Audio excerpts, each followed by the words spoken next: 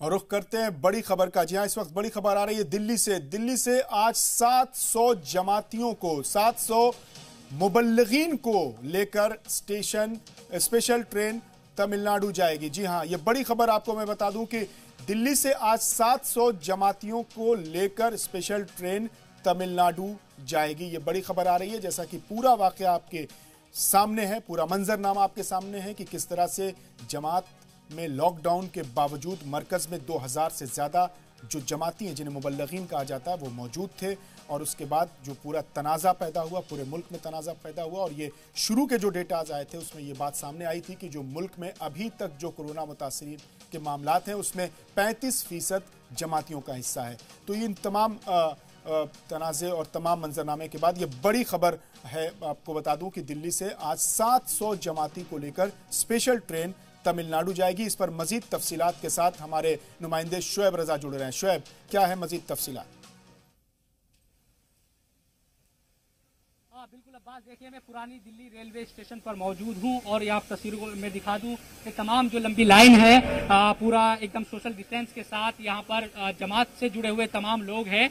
जो लोग तमिलनाडु और चेन्नई जा रहे हैं, पूरी तरीके से सोशल डिस्टेंसिंग का ख्याल रखा गया है। और ये तमाम वो लोग हैं अब्बास जिनको क्वारंटाइन किया गया था।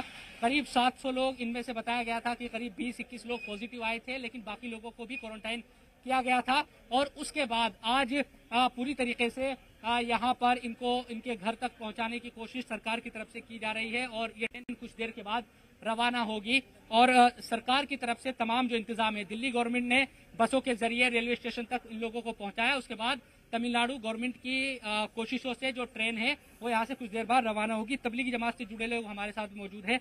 ये बताएं कि कितने लोग आज आपके जो साथी है वो वापस जा रहे हैं और क्या स्थिति इनकी थी, किन किन क्वारंटाइन सेंटर में ये लोग ठहरे हुए थे? तकरीबन 580 लोग हैं। अल्लाह का एहसान है कि अल्लाह सुब्हानहू तआला ने हमें इंतज़ाम किया और हमारी हुकूमत की तरफ से भी इसका बहुत साथ दिया गया। यहाँ की दिल्ली सरकार ने भी उसका बहुत साथ दिया और हमारे ख़ास करके हमारे तमिलनाडु सीएम जो थे और हमारे डिप्टी सीएम और हमारे जो एमपी थे रविंद्रनाथ, तो इन लोगों की बड़ी कोशिश थी और इसके ज़रिए से जो है ये ट्रेन को मुतय्यन किया गया। एक सवाल ये कि क्या इन लोगों में पॉजिटिव भी थे क्या जो ठीक हुए हैं, या कुछ और वजह थी? क्योंकि ये संपर्क में राब्ते में तो थे मरकज के, इसलिए इनको रखा गया था। जी, इसमें से कुछ लोग पॉजिटिव थे, जो उसके बाद जो डबल नेगेटिव हुआ और डबल नेगेटिव होकर जो क्वारंटीन का पूरा मुद्दत पूरा होने के बाद अभी ये लोग सब रवाना हो रहे हैं। एक सवाल आपसे मैं करना चाहूंगा कि जो तबलीगी जमात से जुड़ा हुआ जो भी मामला रहा है, उसके बाद ये अच्छी खबर है कि आप लोग वापस अब जा रहे हैं, तो क्या इस पूरे मामले में जो 1.5-2 महीने का वक्फा आपके लिए रहा और तमाम तरह की खबरें आई कि तबलीगी जमात ने तो कोरोना फैलाया है, तमाम चीजें, इस पर आपका रद्द-ए-अमल अब क्या है? ये देखो, हमारी तरफ से ऐसा कुछ फीलिंग भी नहीं हमारे लिए, क्योंकि हम सब लोग नेगेटिव ही थे जितने भी थे वहाँ पे जिस क्वारंटाइन में। लेकिन यहाँ दिल्ली का सरकार हमको अच्छा मदद किया, हमारा टेस्ट भी बहुत किया, यहाँ के डॉक्टर्स को हम बहुत शुक्रगुजार है, यहाँ के जो भी पुलिस, जाहिर सी बात है शुएब, जिस तरह के हालात थे और इन हालात में ये जो 700 लोगों का जो काफिला है, ये स्पेशल ट्रेन इनके लिए मुहैया की गई है और तमिलनाडु इन्हें लेकर जाया जाएगा। एक सवाल मैं जानना ये चाह रहा था शुएब कि इनसे ये सवाल बहुत कम अल्फाज में, बहुत कम वक्त में ये हम जानना चाहेंगे कि क्या मजबूरी थी कि लॉकडाउन का निफाज होने के बावजूद ये लोग मरकज में ठहरे रहे? क्या इनको किसी तरफ से हिदायत मिली थी, क्या इनको किसी ने रोके रखा था? बहुत कम अल्फाज में।